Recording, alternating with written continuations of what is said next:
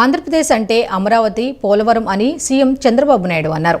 5 కోట్ల ప్రజానీకానికి దశ దిశ నిర్దేశించే రాజధానిగా అమరావతి ఉందని, పోలవరం పూర్తి నదుల అనుసంధానంతో ప్రతి ఎకరాకు నీళ్లిచ్చే అవకాశం ఉందని తెలిపారు. అమరావతి, పోలవరం ఏ ఒక్కరి సొత్తు కాదన్నారు.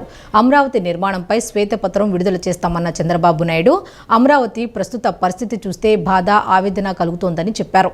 అందరి ఆశీస్సులు, స్థల మహోత్సవమే అమరావతిని కాపాడాయని పేర్కొన్నారు. అమరావతి ప్రాంతంలో సీఎం చంద్రబాబు పర్యటించారు. అనంతరం మీడియా సమావేశంలో మాట్లాడారు.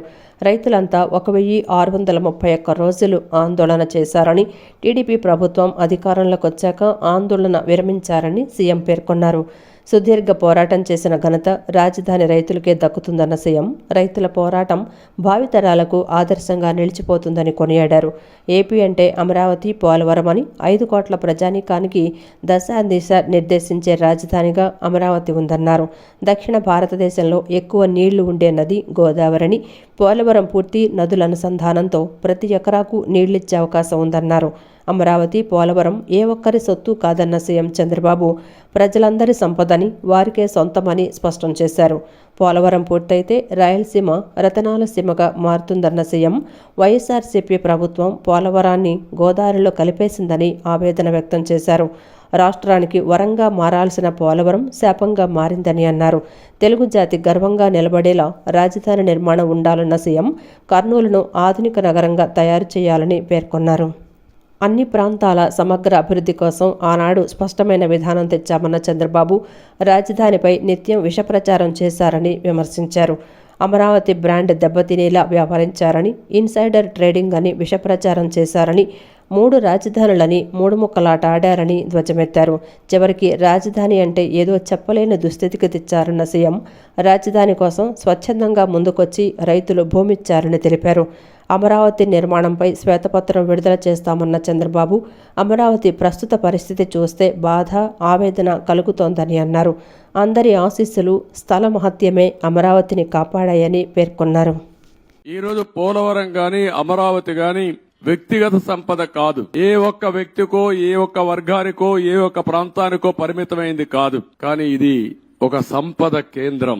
ఒక సంపద సృష్టిస్తే అది సమాజానికి పనికొస్తుంది. అదే సమయంలో వ్యక్తులు బాగుపడతారు, ప్రభుత్వానికి ఆదాయం పెరుగుతుంది. ప్రభుత్వ ఆదాయం పెరిగితే సంక్షేమ కార్యక్రమాలు చేసేందుకు అవకాశం ఉంటుంది. అదే మరి ప్రజలందరినీ సాధికార వైపు ముందుకు తీసుకుపోయే అవకాశం ఉంటుంది. రెండోది పోలవరం గాని పూర్తి చేసుంటే, అది కూడా గవర్నమెంట్ డబ్బులు, అవి సెంట్రల్ గవర్నమెంట్ డబ్బులు. దాన్ని పూర్తి చేస్తే మనం గాని కొంత నదుల అనుసంధానం చేసుకుంటే రాష్ట్రంలో ప్రతి ఒక్క ఎకరాకు నీళ్లు ఇవ్వగలిగితే రాయలసీమ రాళ్లసీమ కాదు, రతనాల సీమగా తయారు చేసే అవకాశం వస్తుంది. హార్టికల్చర్ కు ప్రాధాన్యత ఇచ్చే అవకాశాలుంటాయి. మొన్నే పోలవరం పోయొచ్చాను, నా ఆవేదన చెప్పాను. కొన్ని వందల సార్లు వర్చువల్ రివ్యూ చేశాను. ఇంకొక పక్క నేరుగా ఫిజికల్ గా 40-41 సార్లు వెళ్ళాను. కానీ ఈ రోజు పోలవరాన్ని గోదావరిలో కలిపేసే పరిస్థితికి వచ్చారు. ఈ రోజు ఏం చేయాలని అర్థం కాని పరిస్థితి. ఏం చేయాలన్న 4-5 సంవత్సరాలు ఖర్చులు కూడా డబుల్ అయిపోయే పరిస్థితికి వచ్చింది. ఒక వ్యక్తి యొక్క మూర్ఖత్వం వల్ల, ఒక పోలవరం వల్ల రాష్ట్రానికి ఒక వరంగా ఉండవలసిన పోలవరం ఈ రోజు ఒక శాపంగా మారిపోయే పరిస్థితి వచ్చింది. అన్ని విషయాలు ఏమాత్రం అరమరకలు లేవు. మొత్తం మేము ముందర పెడతాం. మేము చేసే ప్రతి ఒక్క పని మీ యొక్క భవిష్యత్తు కోసం చేసే పని కాబట్టి మిమ్మల్ని అందరినీ భాగస్వాములు చేయడం మా ప్రధానమైన కర్తవ్యం ప్రజాస్వామ్యంలో. ఇది చేస్తూనే ఎప్పటికప్పుడు నిర్ణయాలు కూడా తీసుకుంటాం. ఎవరైతే తప్పుడు పనులు చేసి కడాన కంకర కూడా దొంగిలించారో అలాంటి వాళ్ళని క్షమించడం కరెక్ట్ కాదు. వీళ్ళకి అలవాటు అయిపోయింది. అవి చేయడంగానే కాకుండా మళ్లీ ఇక్కడ వాళ్ళ ఇష్ట ప్రకారం రౌడీజం చేయడం, అందరినీ బెదిరించడం, అడ్డం వస్తే కొట్టడం, ఇష్టానుసారంగా ప్రవర్తించడం అన్ని జరిగాయి. అవన్నీ కూడా ఏ మాత్రం కూడా ఎవ్వడి ఆటలు ఎక్కడ జరగనీయం. అవసరమైతే నిర్మోహమాటంగా అణిచివేస్తాం తప్ప ఇష్టానుసారంగా మేమేం చేసినా జరుగుతుంది. రౌడీజం చేస్తాం, రాజకీయాన్ని అడ్డం పెట్టుకుంటామంటే మాత్రం అది జరగనీయకుండా చేస్తారని చెప్పి కూడా మీ అందరికి హామీ ఇస్తూ మరొక్కసారి అందరికి కూడా ఇక్కడుండే రైతాంగానికి మనస్ఫూర్తిగా నమస్కారాలు. రాష్ట్రంలో ప్రతి కుటుంబానికి ప్రతి గడపకు మనం చేసిన మంచి ఏమిటో తెలుసునని, ఈ రోజుకి వైఎస్ జగన్ అంటే అబద్ధాలు చెప్పడు, మోసం చేయడు అని వారికి తెలుసునని వైఎస్ఆర్సీపీ అధినేత వైఎస్ జగన్మోహన్ రెడ్డి అన్నారు. వైఎస్ఆర్సీపీ అందించిన పాలనను ప్రజలు మరిచిపోరన్నారు. ఇదే ప్రజలు 2029 నాటికి చంద్రబాబు మోసాలు, ప్రలోభాలను గుర్తించి రెట్టించిన ఉత్సాహంతో మళ్లీ వైఎస్ఆర్సీపీని అధికారంలోకి తెచ్చుకుంటారు అని ధీమా వ్యక్తం చేశారు. తాడేపల్లిలోని తన కార్యాలయంలో వైఎస్ఆర్సీపీ అధినేత జగన్మోహన్ రెడ్డి పార్టీ విస్తృత స్థాయి సమావేశం నిర్వహించారు. వైఎస్ఆర్సీపీ శ్రేణులకు దిశానిర్దేశం చేశారు. ఎన్నికల్లో మనకు 40% ఓట్లు పోలయ్యాయని మనం మర్చిపోకూడదని జగన్మోహన్ రెడ్డి చెప్పారు. 2019లో పోలిస్తే కేవలం 10% ఓట్లు తగ్గాయని, ఈ 10% ప్రజలు చంద్రబాబు మోసాలను, ప్రలోభాలను ఇట్టే గుర్తిస్తారన్నారు. ప్రతి కుటుంబానికి మనం చేసిన మంచి ఏంటో తెలుసని, విశ్వసనీయతకు మనం చిరునామా అని, మనం చేసిన మంచే మనకు శ్రీరామ రక్ష అన్నారు. మనం అందించిన పాలనను ప్రజలు మర్చిపోరన్నారు. ఈ రోజుకి జగన్ అబద్ధాలు చెప్పాడు, జగన్ మోసం చేయడని వారికి తెలుసన్నారు. చంద్రబాబు కన్నా ఎక్కువ హామీలు ఇచ్చి ఉంటే బాగుండేదని అనిపించొచ్చు కూడా అని అన్నారు. రాజకీయాల్లో ఇంత నిజాయితీగా జగన్ ఉండటం అవసరమా అనుకునే వాళ్ళు కూడా ఉండొచ్చని చెప్పారు. అధికారం కోసం అబద్ధాలు చెప్పడం, మోసం చేయడం న్యాయం కాదనే జగన్ ఎప్పుడూ చెప్తాడని పేర్కొన్నారు. విశ్వసనీయతతో మనం చేసిన రాజకీయాలు ఎక్కడికి పోలేదన్నారు. జగన్కు వయసుతో పాటు సత్తువ కూడా ఉందన్నారు. చంద్రబాబు పాపాలు పండే కొద్దీ ప్రజలతో కలిసి చేసే పోరాటాల్లో వైఎస్ఆర్సీపీకి, జగన్కు ఎవరూ సాటిరారన్నారు. ప్రజలకు మరింత దగ్గరయ్యే కార్యక్రమాలు, ప్రజల తరపున పోరాటాలు కూడా చేస్తామన్నారు. మనకొచ్చిన సంఖ్యాబలం తక్కువే కాబట్టి అసెంబ్లీలో మనం చేసేది తక్కువే అన్నారు. ఓడిపోయామన్న భావనను మనసులో నుంచి తీసేయాలని, మనం ఓడిపోలేదు అన్న విషయాన్ని గుర్తించాలని, న్యాయంగా ధర్మంగా మనం ఓడిపోలేదన్నారు. కనీసం ఇవేవి చేయకపోయినంటే సరేలే ఇవన్నీ చేయలేదు కాబట్టి ప్రతిపక్షంలో కూర్చుంటున్నాము అనే దానికి అర్థం ఉండేది, ఇంత బాధ కూడా ఉండేది కాదు. కానీ ఇన్ని చేసిన తర్వాత, ఎప్పుడు చూడని మార్పులు తీసుకొచ్చిన తర్వాత ఇటువంటి రిజల్ట్ చూసినప్పుడు నిజంగా బాధ అనిపిస్తుంది. ఇంత జరిగిన తర్వాత కూడా ఏకంగా 40% ఓట్ షేర్తో ఈరోజు ప్రతిపక్షంలో ఉన్నాం. ఇంత జరిగిన పిమ్మట కూడా ఈ రోజుకి కూడా మనం చేసిన మంచి ఎక్కడికి పోలేదు.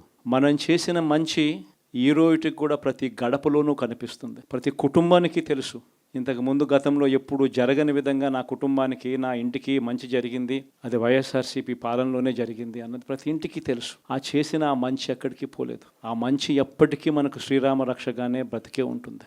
మనం చేసిన ఆ మంచి బ్రతికే ఉంది. విశ్వసనీయతకు అర్థం చెబుతూ జగన్ ఏదైనా చెప్పాడు అని అంటే మాట తప్పడు, మాట మీద నిలబడతాడు, మాట తప్పని పాలనే తాను ఇచ్చాడు అన్న విశ్వసనీయతకు అర్థం చెబుతూ మనం అందించిన పాలన కూడా ప్రజలు మర్చిపోరు. నెల రోజుల్లో మహిళలకు ఆర్టీసీ బస్సులో ఉచిత ప్రయాణం కల్పిస్తామని రవాణా శాఖ మంత్రి రామ్ ప్రసాద్ రెడ్డి తెలిపారు. కోట్లాది మంది ప్రయాణికులను గమ్య స్థానాలకు చేర్చే సంస్థ ఏపీఎస్ఆర్టీసీ అని చెప్పారు. ప్రయాణికులు, ఉద్యోగులను కాపాడుకునే బాధ్యత తనపై ఉందన్నారు. ఆర్టీసీ మనుగడ కాపాడేందుకు, నాణ్యమైన సేవలు అందించేందుకు కృషి చేస్తామని తెలిపారు. విజయవాడ పండిట్ నెహ్రూ బస్టాండ్లో మంత్రి రాంప్రసాద్ రెడ్డి తనిఖీలు నిర్వహించారు. ఆర్టీసీ ప్రయాణికుల సమస్యలు అడిగి తెలుసుకున్నారు. అనంతరం మీడియాతో మాట్లాడుతూ ఆర్టీసీకి వేలాది కోట్ల రూపాయల విలువైన ఆస్తులున్నాయని, వాటిని పరిరక్షించుకోవాల్సిన అవసరం ఉందన్నారు. గత 5 ఏళ్లలో వైఎస్ఆర్ కాంగ్రెస్ పార్టీ ప్రభుత్వం ఒక్క బస్సు కూడా కొన్న పరిస్థితి లేదని, ఉన్న బస్సులకు మరమ్మతులు చేయించలేని పరిస్థితి ఉండేదన్నారు. రోడ్ల దుస్థితి మారాలని, రోడ్లు మారితేనే ప్రయాణికులు సంతోషంగా గమ్యస్థానాలకు చేరతారన్నారు. ప్రయాణికులు, ఉద్యోగులకు ఇచ్చిన హామీలను తప్పకుండా అమలు చేస్తామన్నారు. ఉచిత ప్రయాణంపై వచ్చే 15 రోజుల్లో కమిటీ వేస్తామని, 2 పక్క రాష్ట్రాలలో పర్యటించి అధ్యయనం చేస్తామన్నారు. గత ప్రభుత్వంలో ఏపీఎస్ఆర్టీసీకి ఉద్యోగులకు నష్టం చేసిన వారిపై కఠిన చర్యలు తీసుకుంటామని తెలిపారు. ఇకపై ఉద్యోగులు చనిపోతే ఇచ్చే అంత్యక్రియల ఖర్చు 15 నుంచి 25 వేలకు పెంచుతామని తెలిపారు. దూర ప్రాంతాలకు నడిచే బస్సుల సంఖ్య పెంచుతామన్నారు. కొత్తగా ఎలక్ట్రిక్ బస్సులు కొంటామని, బస్ స్టేషన్లలో భోజన సదుపాయాలు, వాష్రూములు మెరుగ్గా ఉండేలా చూస్తామని చెప్పారు. భద్రత, పారిశుద్ధ్య నిర్వహణ చేపడతామని, విజయవాడ బస్టాండ్ చుట్టూ కాంపౌండ్ వాల్ నిర్మాణంపై అధికారులతో చర్చిస్తామని రాంప్రసాద్ రెడ్డి తెలిపారు. ఒక్క బస్సు కూడా ఈ 5 సంవత్సరాల్లో కొత్తది కొన్న పాపాన్ని పోలేదు. అలాగే ఉన్న పాత బస్సులను కూడా రిపేర్ చేయించలేని పరిస్థితిలో ఆ రోజు జగన్మోహన్ రెడ్డి ప్రభుత్వం ఉన్నది. ముఖ్యంగా ఈ రాష్ట్రంలో ఏ రోడ్డు చూసినా నడుము లోతు గుంతలు, ఎక్కడ చూసినా ప్రమాదాలు. మా ముందున్న దీర్ఘ లక్ష్యం ఏంటంటే రవాణా సంస్థ చర్యలు చేపట్టాలంటే తప్పకుండా ఈ రోడ్లు దుస్థితి మారాలి. ఈ రాష్ట్రంలో ఉన్న గ్రామీణ రోడ్లు అయితేనే, అలాగే హైవే రోడ్లు అయితేనే ఈ రోడ్లన్నీ బాగుపడితే తప్పక ఇక్కడ ప్రయాణికుడు సంతోషంగా వాళ్ళ గమ్యస్థానాన్ని చేరే పరిస్థితి లేదు. మా ముందరున్న పెద్ద బాధ్యత ఏదంటే మా ప్రభుత్వం ఏర్పడక ముందు మేము ఏదైతే చెప్పామో అది తప్పకుండా తూచా తప్పకుండా ముందుకు తీసుకెళ్తాం. ఎంతో సగర్వంగా ఒకటే చెప్తున్నాం, ఈ రోజు తెలుగుదేశం పార్టీకి అధికారం రావడానికి ముఖ్య కారణం ఈ రాష్ట్రంలో ఉన్న మహిళా మూర్తులని గర్వంగా చెప్తున్నాం మీ అందరి ముందు. వాళ్ళ అందరి రుణం తీర్చుకునేదానికి చంద్రబాబు నాయుడు గారి ప్రభుత్వం సిద్ధంగా ఉంది. ఏదైతే మేము మహిళా మూర్తులందరికీ ఫ్రీ బస్ సౌకర్యం కల్పిస్తామని చెప్పామో ఆ మాటను నిలబెట్టుకొని అతి త్వరలో ఈ రాష్ట్రంలో ప్రవేశపెట్టేదానికి సిద్ధంగా ఉన్నాం. కొందరు సోదరులు అడిగారు, ఎప్పుడు సార్ డేట్ ఎప్పుడు చెప్తారు సార్ అని అడుగుతున్నారు. దానికి నా సమాధానం నేను ఒకటే చెప్తున్నా, ఈ ప్రభుత్వంలో చేయబోయే కార్యక్రమాలన్నీ లేటుగా వచ్చినా లేటెస్ట్ గా వచ్చే విధంగా చేస్తాం. ఎందుకంటే ఇదే పథకాన్ని మన పొరుగు రాష్ట్రాలైన కర్ణాటక, తెలంగాణలో గత సంవత్సరాల నుంచి నడుస్తూ ఉన్నాయి. మేము రాబోయే 10-15 రోజుల్లో ఒక అధ్యయన కమిటీ వేసి ఒక రాష్ట్ర రవాణా మంత్రిగా నేనే 2 రాష్ట్రాలు పర్యటించి అక్కడున్న తప్పులను సమీక్షించి ఈ రాష్ట్రంలో ఇంప్లిమెంట్ చేసే రోజుకు ఏ విధమైన సమస్యలు లేకుండా మన మహిళా తల్లులంతా సంతోషంగా వాళ్ళ ప్రయాణాలను పూర్తి చేసే విధంగా ఈ ప్రభుత్వం చర్యలు తీసుకుంటుంది. ఏపీ దేవాదాయ ధర్మాదాయ శాఖ మంత్రిగా ఆనం రామనారాయణ రెడ్డి బాధ్యతలు స్వీకరించారు. 50,000 రూపాయల లోపు ఆదాయం గల దేవాలయాలకు ధూపదీప నైవేద్యం కింద ఇచ్చే 5,000 రూపాయలను 10,000 రూపాయలకు పెంచుతూ తొలి సంతకం చేశారు. దేవాలయాలు పునరుద్ధరణ పనులకు అనుమతులు ఇచ్చేందుకు ఒక కమిటీని నియమిస్తూ రెండో సంతకం చేశారు. అన్ని ఆలయాల్లో పవిత్రత నిలబడేలా చర్యలు తీసుకుంటామని, హిందూ ధర్మాన్ని కాపాడటమే దేవాదాయ శాఖ బాధ్యత అని మంత్రి ఆనం రామనారాయణ రెడ్డి స్పష్టం చేశారు. గొల్లపూడిలోని దేవాదాయ శాఖ కమిషనర్ కార్యాలయంలో ఆనం రామనారాయణ రెడ్డి పూజా కార్యక్రమాలు నిర్వహించిన అనంతరం బాధ్యతలు స్వీకరించారు.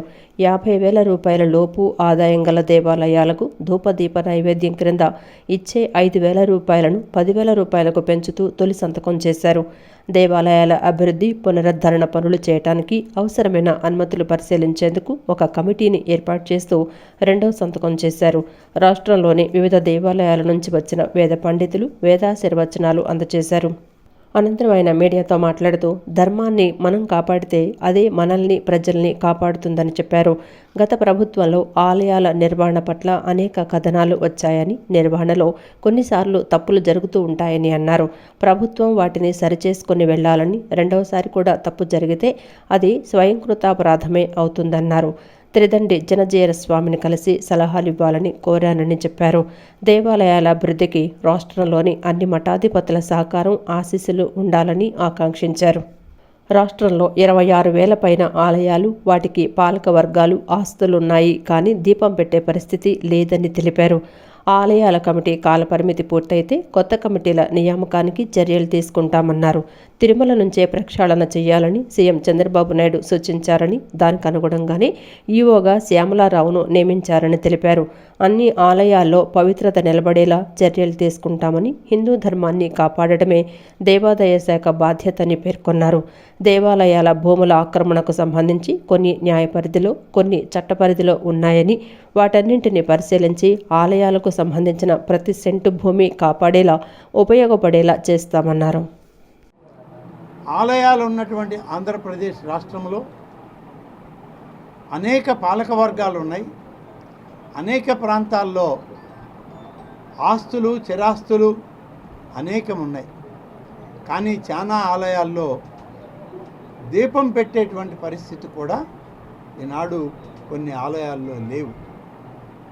ఆదాయ వనరులు ఉన్నప్పటికీ మరి ఆ వనరుల్ని సక్రమంగా నిర్వహణలో లోపం జరుగుతుందని ధూపదీప నైవేద్యం అనేటువంటి ఒక పథకాన్ని పెట్టి ప్రతి గుడిలో కనీసం దీపం వెలిగించి భగవత్ ప్రసాదం కింద నైవేద్యాన్ని పెట్టడానికి ఏర్పాటు చేయడం జరిగింది. ఆ కార్యక్రమాలు ఇవాళ సజావుగా సాగుతున్నాయి. సాగాలని, ఇంకా ప్రక్షాళన చేయాలనేదే ఇవాళ మన ముఖ్యమంత్రి చంద్రబాబు నాయుడు గారి యొక్క ఆలోచన. అందుకనే ఈరోజు ముఖ్యంగా ఈరోజు నేను ముందు తీసుకున్నటువంటి ఈ 2 ఫైల్స్లో ఎన్నికల ప్రణాళికకు సంబంధించినటువంటి కూటమి నాయకత్వంలో ఇచ్చింది, అలాగే తెలుగుదేశం పార్టీ అధినాయకుడిగా చంద్రబాబు నాయుడు గారు సూచించి ఎన్నికల ప్రణాళికలో ఉంచింది. వీటినన్నింటినీ కూడా మా శాఖ ఏ పరిధిలో ఉన్నా వాటిని మొదలు పెట్టాలనేటువంటిదే ఈరోజు మనందరి ఆలోచన. రెవెన్యూ సేవల్లో ప్రజల భాగస్వామ్యం పెంపొందించి ప్రజలకు చేరువ చేసి రాష్ట్ర రెవెన్యూ శాఖను దేశానికే ఆదర్శంగా నిలిచేలా ప్రయత్నం చేస్తానని రెవెన్యూ శాఖ మంత్రి అనగాని సత్యప్రసాద్ అన్నారు. భూముల రీసర్వేలో ప్రస్తుతం రైతులు ఎదుర్కొంటున్న సమస్యలను పరిష్కరిస్తామని అన్నారు. రెవెన్యూ శాఖలో జవాబుదారీతనాన్ని పెంపొందించేందుకు కృషి చేస్తామని, అలాగే రెవెన్యూ సిబ్బందికి శిక్షణకై ప్రత్యేకంగా రెవెన్యూ అకాడమీ ఏర్పాటుకు ప్రయత్నం చేస్తామని వెల్లడించారు. రాష్ట్ర రెవెన్యూ శాఖ సేవల విషయంలో ప్రజల భాగస్వామ్యాన్ని పెంపొందించి రెవెన్యూ శాఖను మరింత చేరువ చేయడం జరుగుతుందని రాష్ట్ర రెవెన్యూ మరియు స్టాంపులు రిజిస్ట్రేషన్ల శాఖ మంత్రి అనగాని సత్యప్రసాద్ పేర్కొన్నారు. నేడు రాష్ట్ర సచివాలయం 4వ భవనంలో వేద పండితుల ఆశీర్వచనాల మధ్య రాష్ట్ర రెవెన్యూ మంత్రిగా పదవీ బాధ్యతలు చేపట్టారు. ఈ సందర్భంగా మంత్రి మాట్లాడుతూ రాష్ట్ర రెవెన్యూ శాఖ ద్వారా ప్రజలకు అందించే వివిధ రకాల సేవలను మరింత పారదర్శకంగా అమలు చేసి రాష్ట్ర రెవెన్యూ శాఖను దేశానికే ఆదర్శంగా ఉండేలా తీర్చిదిద్దేందుకు అన్ని విధాలా కృషి చేయనున్నట్లు తెలిపారు. ప్రస్తుతం భూముల రీసర్వేలో రైతులు ఎదుర్కొంటున్న వివిధ సమస్యలను పరిష్కరించేందుకు తగిన చర్యలు తీసుకుంటామని అన్నారు. అంతేకాక రెవెన్యూ శాఖలో జవాబుదారీతనాన్ని పెంపొందించే విధంగా అవసరమైన చర్యలు తీసుకుంటామని మంత్రి సత్యప్రసాద్ పేర్కొన్నారు. రాష్ట్రంలో త్వరలో రెవెన్యూ సిబ్బందికి శిక్షణకై ప్రత్యేక అకాడమీని ఏర్పాటు చేసేందుకు అవసరమైన చర్యలు తీసుకోనున్నట్లు రెవెన్యూ మంత్రి అనగాని సత్యప్రసాద్ వెల్లడించారు. జూన్ 20వ తేదీ రెవెన్యూ దినోత్సవం సందర్భంగా మంత్రి కేక్ కట్ చేసి శుభాకాంక్షలు తెలిపారు. వివిధ రకాల సర్టిఫికెట్లకై ప్రజలు రెవెన్యూ కార్యాలయాల చుట్టూ తిరగాల్సిన అవసరం లేకుండా నిర్ణీత కాల వ్యవధిలో సర్టిఫికెట్ల జారీకి తగిన కార్యాచరణ చర్యలు తీసుకుంటామని చెప్పారు. భూ రికార్డుల్లో ఎవరికి వారు నచ్చిన విధంగా మార్పులు చేర్పులకు అవకాశం లేకుండా బ్లాక్ చైన్ టెక్నాలజీలో రెవెన్యూ రికార్డుల నిర్వహణకు చర్యలు తీసుకుంటామని చెప్పారు. తప్పుల దోవలో పేదవాళ్ళకి అందరూ అన్యాయం జరిగిందని చెప్పేసి ఉన్నాయి. అవన్నీ కూడా అధ్యయనం చేసి తప్పకుండా పేదవాడికి అతని భూమి అందే విధంగా చేయాల్సిన బాధ్యత మేము అందరం కూడా తీసుకుంటాం. అలాగే ఎప్పుడు కూడా రెవెన్యూ డిపార్ట్మెంట్ అంతా కూడా కింద స్థాయిలో కూడా పేదలకు అందుబాటులో ఉండి వారికి కావాల్సిన సౌకర్యాలన్నీ కూడా సత్వరంగా అయ్యే విధంగా, అలాగే అయితే రీసర్వేస్ ఏదైతే ఉందో దాంట్లో కూడా పేదలకి రైతులకి ముఖ్యంగా ఒక హెల్దీ మూమెంట్లో హెల్దీ అట్మాస్ఫియర్లో ఒక మంచి ఎన్వైరన్మెంట్లో జరగాలి తప్ప ఏదో ఒత్తిడిలో అటు ఇటు చేసి చాలా ఇబ్బందులు పడ్డారని చెప్పేసి కూడా చెప్తాను. అది కూడా సర్వేలు కూడా చెప్తా ఉన్నారు మా మీద ఒత్తిడిని బట్టి మేము నిజంగా సర్వే చేయకుండా కూడా మేము ఇచ్చేసామని కూడా చెప్పారు. కాబట్టి అలాంటి ఒత్తిడి లేకుండా ఒక హెల్దీ ఎన్వైరన్మెంట్లో ఇలాంటి కార్యక్రమాలన్నీ కూడా చేసుకుంటూ కేవలం ఈ రాష్ట్రంలో ఈ యొక్క డిపార్ట్మెంట్ అద్భుతంగా పనిచేస్తూ భారతదేశంలోనే ఒక మంచి డిపార్ట్మెంట్ ఆంధ్రప్రదేశ్లో ఉందని చెప్పే దిశగా మేమందరం టీం వర్క్గా మేము కానీ మా అధికారులందరూ కూడా కలిసి తప్పకుండా ముందుకెళ్తామని చెప్పేసి కూడా తెలియజేసుకుంటాం. చిన్న పరిశ్రమలకు రాయితీలు అందిస్తామని రాష్ట్ర చిన్న తరహా పరిశ్రమల శాఖ మంత్రి కొండపల్లి శ్రీనివాస్ ప్రకటించారు. సచివాలయంలో మంత్రిగా బాధ్యతలు స్వీకరించిన ఆయన మాట్లాడుతూ ముఖ్యమంత్రి టీడీపీ అధినేత నారా చంద్రబాబు నాయుడు ఆశీస్సులతో మంత్రిగా బాధ్యతలు తీసుకున్నానని చెప్పారు. ఎంఎస్ఎంఈ, సెర్ఫ్, ఎన్ఆర్ఐ విభాగం ఈ 3 విభాగాలు అనుసంధానం చేసి ఒక ప్రత్యేక శాఖ ఏర్పాటు చేశారని, చిన్న పరిశ్రమల ద్వారా ఎక్కువ ఉపాధి అవకాశాలు ఉన్నాయని వెల్లడించారు. నూతన పారిశ్రామికవేత్తలకు ప్రభుత్వానికి మధ్య వారధిలా పనిచేస్తామని స్పష్టం చేశారు. స్కిల్ డెవలప్మెంట్ కోసం ప్రత్యేక దృష్టి పెట్టాల్సి ఉందన్నారు. గత ప్రభుత్వంలో చిన్న పరిశ్రమలకు ఎదురైన సమస్యలు పరిష్కరిస్తామని, రాయితీలు అందజేస్తామని పేర్కొన్నారు. మొట్టమొదటిగా 2 సిగ్నేచర్స్ చేయడం జరిగింది. ఒకటి ఆదర్శ మండలాలు 20 మండలాలు ఆదర్శ మండలాలకి 10 lakhs రూపీస్ శాంక్షన్ చేయడం జరిగింది. అలాగే SC ST interest free loans కింద 25 crores రూపీస్ 250 crores రూపీస్ కూడా ఇవ్వడం జరిగింది. ఆల్రెడీ ఇవి శాంక్షన్. మొదటి సంతకం కింద ఈ 2 కూడా నేను చేయడం జరిగింది. ఈ 2 సిగ్నేచర్స్ చేసినందుకు నాకు అదృష్టంగా భావిస్తూ మరి ఇక్కడ విచ్చేసిన అందరికీ కూడా మీడియా మిత్రులకు కూడా అందరికీ కూడా పేరున ధన్యవాదాలు తెలియజేసుకుంటూ స్పెషల్గా ఈ మినిస్ట్రీ ఏదైతే ఉందో కొత్త కాంబినేషన్ తీసుకొచ్చారు.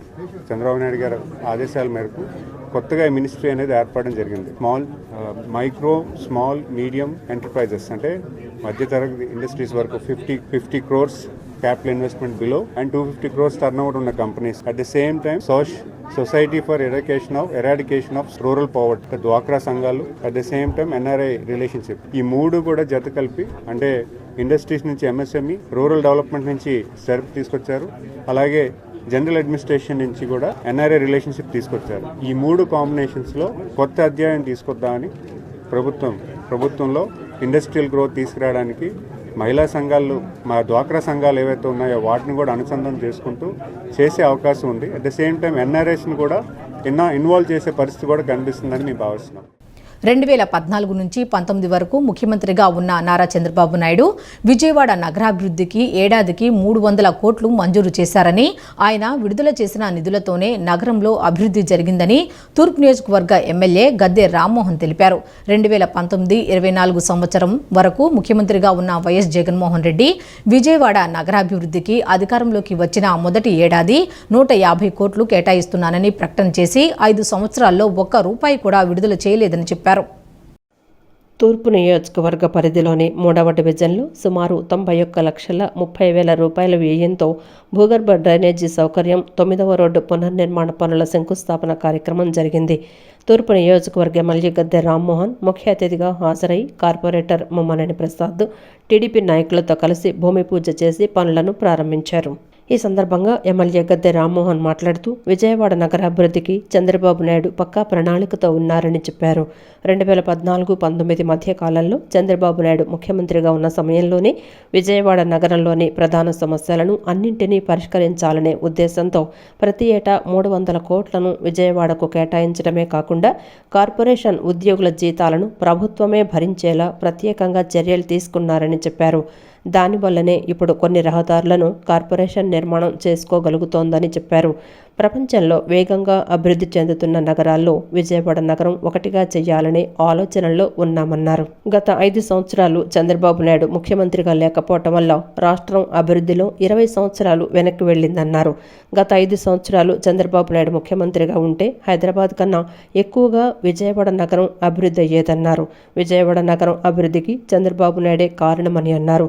గత ముఖ్యమంత్రి వైఎస్ జగన్మోహన్ రెడ్డి గత 5 సంవత్సరాలుగా విజయవాడ నగరాభివృద్ధికి ఒక్క రూపాయి కూడా కేటాయించలేదని చెప్పారు. విజయవాడ నగరానికి మంచి రోజులు వచ్చాయని, చంద్రబాబు నాయుడు హయాంలో ప్రపంచ స్థాయి నగరాల్లో ఒకటిగా తీర్చిదిద్దుతామని ఎమ్మెల్యే గద్దె రామ్మోహన్ చెప్పారు.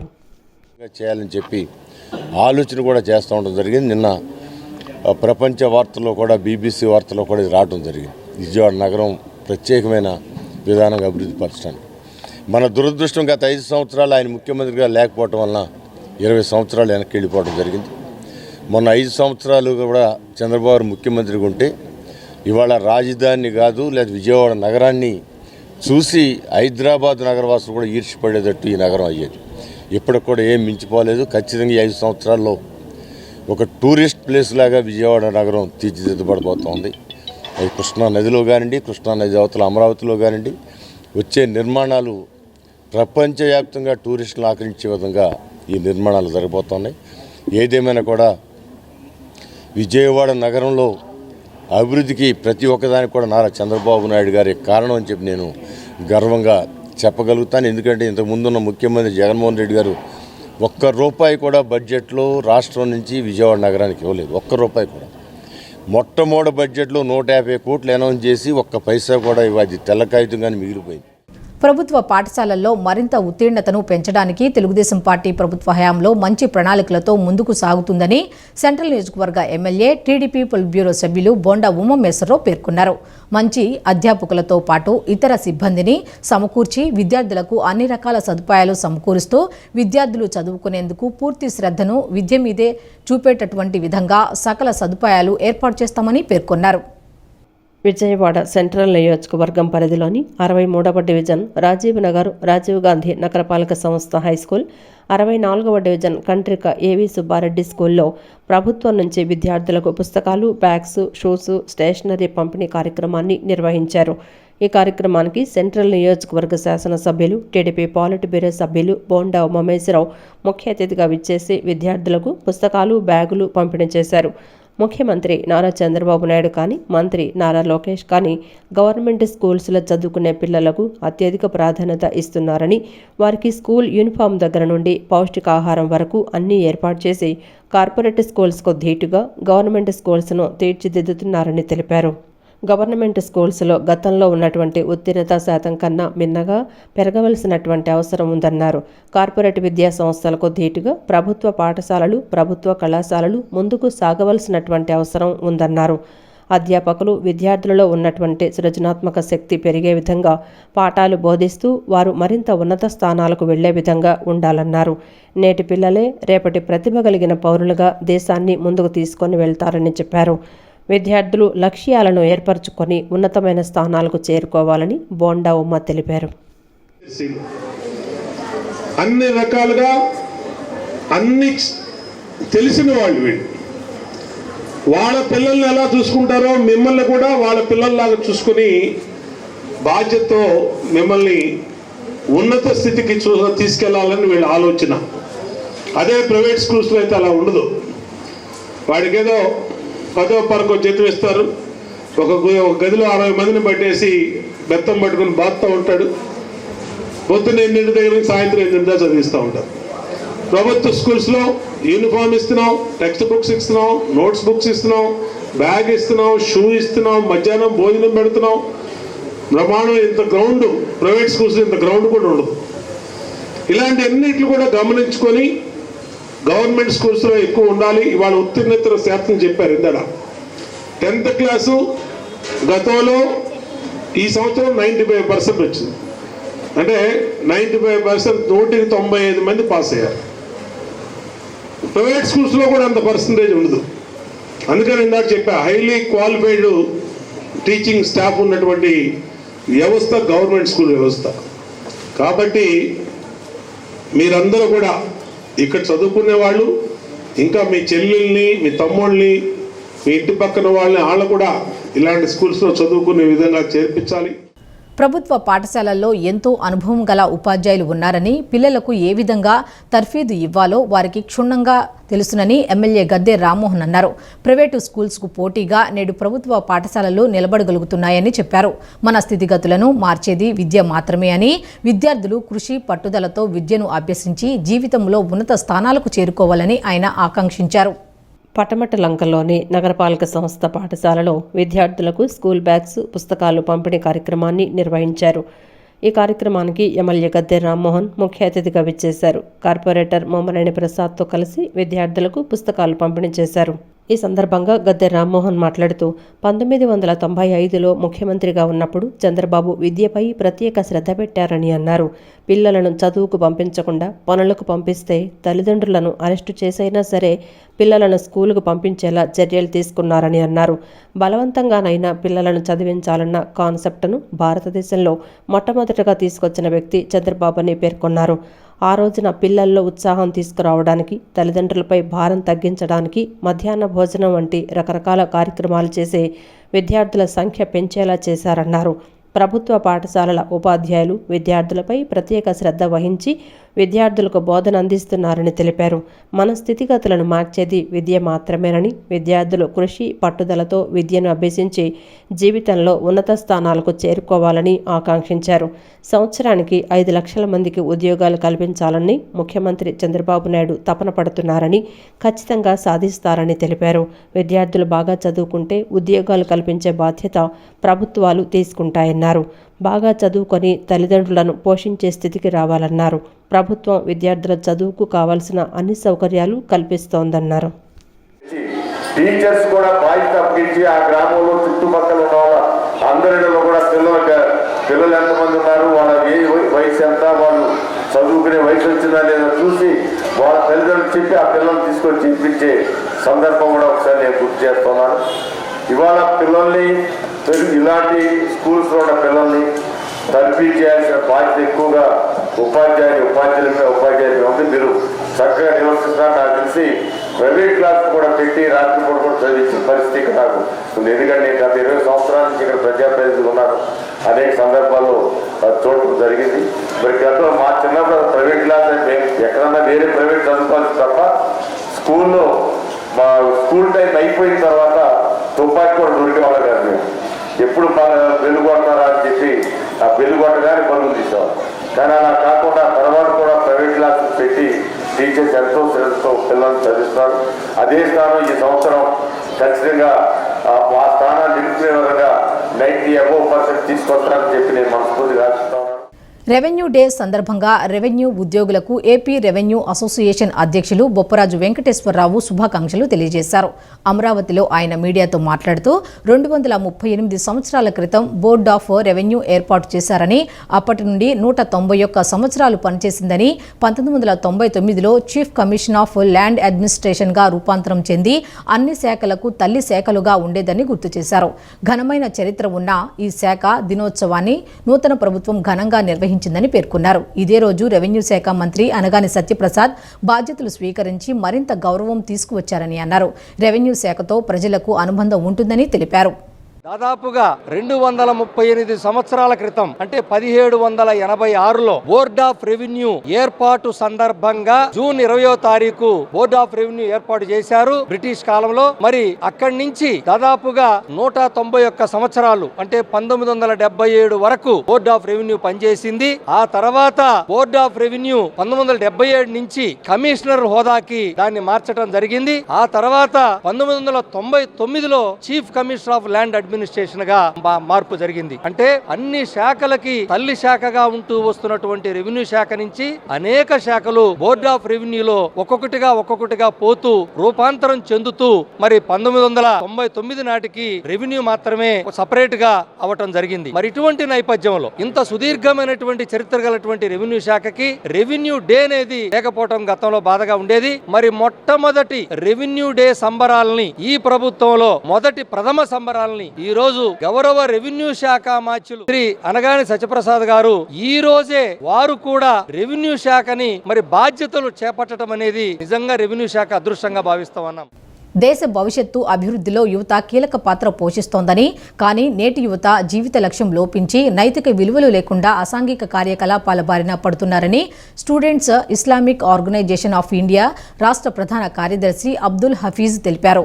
గాంధీనగర్లోని ప్రెస్ క్లబ్లో నిర్వహించిన విలేకరుల సమావేశంలో ఆయన మాట్లాడుతూ యువత సమస్యలపై అవగాహన కల్పించడానికి సంస్కరణల్లో భాగంగా స్టూడెంట్స్ ఇస్లామిక్ ఆర్గనైజేషన్ జాతీయ స్థాయి ఉద్యమం ఈ నెల 20 నుంచి జూలై 20 వరకు నిర్వహించనున్నట్లు తెలిపారు. ఈ క్యాంపెయిన్లో భాగంగా యువత విద్యార్థుల సంస్కరణ దిశగా అవగాహన కార్యక్రమాలు మానవ జీవితం ఉన్నత లక్ష్యాన్ని నైతికతను గుర్తు చేస్తూ వారిలో జవాబుదారీతనం బాధ్యతాయుతమైన భావాన్ని జనింపజేస్తుందన్నారు. సమాజంలో పేరుకుపోయిన చెడులను నిర్మూలించి ఉత్తమ నైతిక సమాజాన్ని నిర్మించడం క్యాంపెయిన్ లక్ష్యమన్నారు. ఈ ఉత్తమ నైతిక సమాజ నిర్మాణానికై ప్రభుత్వ యంత్రాంగం, విద్యావంతులు, ధార్మికవేత్తలు, విద్యార్థి సంఘాలు, మీడియా, విచక్షణ కలిగిన పౌరులు కృషి చేయాలన్నారు. ట్రాన్స్ఫార్మింగ్ సెల్ఫ్ అండ్ సొసైటీ అనే శీర్షికతో 20 రోజుల క్యాంపెయిన్ను నిర్వహిస్తుంది. ఈ క్యాంపెయిన్లో భాగంగా యువత మరియు విద్యార్థుల సమస్యలను సంస్కరిస్తూ మరియు అవగాహన కల్పిస్తూ విభిన్న అవగాహన కార్యక్రమాలను చేకూర్చే ధ్యేయంగా ఈ క్యాంపెయిన్ను ప్రారంభించింది. మరియు విద్యార్థులలో మన మానవ జీవితం యొక్క ఉన్నత లక్ష్యాన్ని మరియు నైతికతను గుర్తు చేస్తూ వారిలో బాధ్యతా భావాన్ని మరియు జవాబుదారీతనాన్ని జనింపచేసి ఉత్తమమైన నైతిక సమాజాన్ని నిర్మించే దిశగా మా చిరు ప్రయత్నం. ఈ ఉత్తమ నైతిక సమాజ నిర్మాణానికై ప్రభుత్వ యంత్రాంగం, విద్యావేత్తలు మరియు ధార్మిక పండితులు మరియు విచక్షణ కలిగిన పౌరులందరూ సమిష్టి కృషితో ఈ నైతిక సమాజాన్ని స్థాపించవలసిందిగా ఈ ప్రెస్ మీట్ మీదుగా ముఖ్య ఉద్దేశంగా చెప్తున్నాను. గడిచిన 5 సంవత్సరాల కాలంలో కేజీ నుంచి పీజీ వరకు ప్రభుత్వ విద్య ధ్వంసమైంది. దానిని సంస్కరించి బలోపేతానికి చర్యలు తీసుకోవాలని ప్రగతిశీల ప్రజాస్వామ్య విద్యార్థి సంఘం పీడీఎస్యు రాష్ట్ర అధ్యక్ష ప్రధాన కార్యదర్శులు ఎల్ రాజశేఖర్, ఎం వినోద్ కుమార్ ప్రభుత్వాన్ని కోరారు. గత ప్రభుత్వం గడిచిన 5 సంవత్సరాల కాలంలో చేసిన నిరంకుశ అప్రజాస్వామిక పాలనను వ్యతిరేకిస్తూ రాష్ట్ర ప్రజలు మార్పు కోరుకున్నారని, నేడు రాష్ట్రంలో ఉన్న కూటమి తెలుగుదేశం పార్టీ ప్రభుత్వం ఆ ప్రజల ఆకాంక్షలకు అనుగుణంగా పరిపాలించాలన్నారు.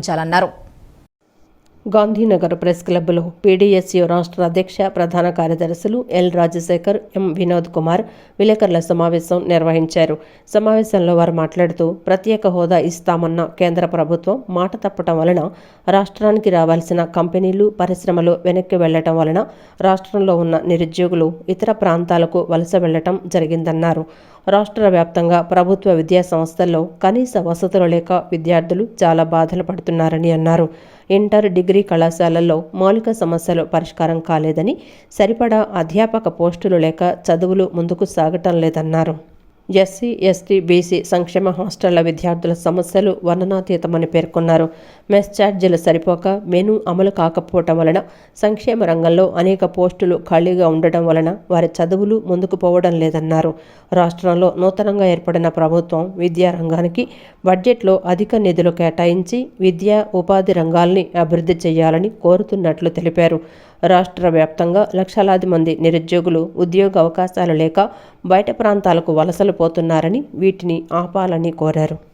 యూనివర్సిటీలో వేలాది ప్రొఫెసర్, అసిస్టెంట్ ప్రొఫెసర్ పోస్టులు ఖాళీగా ఉన్న ఈ ప్రభుత్వం భర్తీ చేయట్లేదు మిత్రులరా. మరొక వైపున గత వైసీపీ ప్రభుత్వాన్ని గద్దెదించడంలో కీలకంగా నిరుద్యోగులు ఇవాళ కోటి ఆశలతోటి మరి ఈ ప్రభుత్వం మాకు ఉద్యోగాలు కల్పిస్తుందని చెప్పేసి నమ్మకంతో ఇవాళ ఉన్నారు. ఇవాళ రాష్ట్ర వ్యాప్తంగా 30,000 టీచర్ పోస్టులు ఖాళీగా ఉన్నాయి. ఆ 30,000 టీచర్ పోస్టులకి ప్రభుత్వం మెగా డిఎస్సీ వేయాలని చెప్పేసి మేము ప్రకటిస్తా ఉన్నాం. కేవలం 15,000 పోస్టులతో ఈ డిఎస్సీ కాదు, మొత్తంగా 30,000 పోస్టులు డిఎస్సీ ప్రకటించాలని చెప్పేసి మేము డిమాండ్ చేస్తాం మిత్రులరా. మరి ఇంకో విధంగా ఇప్పటికే విద్యా సంవత్సరం ప్రారంభమైంది. మరి ఈ ప్రారంభమైన విద్యా సంవత్సరంలో అందరికీ పాఠ్య పుస్తకాలు ఇంకా చేరలేదు, అందరికీ యూనిఫామ్లు చేరలేదు. కనుక ప్రభుత్వం త్వరితగతిన ప్రతి విద్యార్థికి పాఠ్యపుస్తకం అందే విధంగా చర్యలు తీసుకోవాలని చెప్పేసి మేము డిమాండ్ చేస్తున్నాం. మరొక వైపున +2 స్కూల్లో కూడా ఇవాళ ఆంగ్ల మాధ్యమం సంబంధించిన దాంట్లో సబ్జెక్టులో చాలామందికి ఇవాళ నైపుణ్యత లేకపోవడం వల్ల ఇప్పటికే విద్యా వ్యాపారాన్ని పెంచి పోషిస్తున్నటువంటి పాలకులు మరోవైపు కార్పొరేట్ విద్యా సంస్థలైనటువంటి చైతన్య నారాయణ విద్యా సంస్థలు ఈరోజు ఒకదానికోటి పోటీ పడుతూ ఉన్నాయి. పత్రికలకి ఇచ్చినటువంటి ఏడల్లో ఒకే విద్యార్థి యొక్క ఫోటోని ఈరోజు చైతన్య సంస్థ, మరోవైపు నారాయణ సంస్థ అదే పేరు, అదే ఫోటో, అదే హాల్ టికెట్ నెంబర్తో ప్రచురించుకొని విద్యార్థుల తల్లిదండ్రుల్ని మోసం చేసి తమ విద్యా వ్యాపారాన్ని 3 పువ్వుల 6 కాయలుగా చేసుకుంటున్నటువంటి పరిస్థితి ఉంది. కాబట్టి కొత్తగా ఏర్పడినటువంటి ప్రభుత్వాలు విద్యా వ్యాపారాన్ని అరికట్టాలని, ప్రైవేట్ విద్యా సంస్థల్లో ఫీజుల నియంత్రణ చట్టాన్ని అమలు చేయాలని చెప్పేసి పీడీఎస్యు రాష్ట్ర కార్యవర్గంగా డిమాండ్ చేస్తా ఉన్నాం. ఈ వార్తలు ఇంతటితో సమాప్తం. నమస్కారం.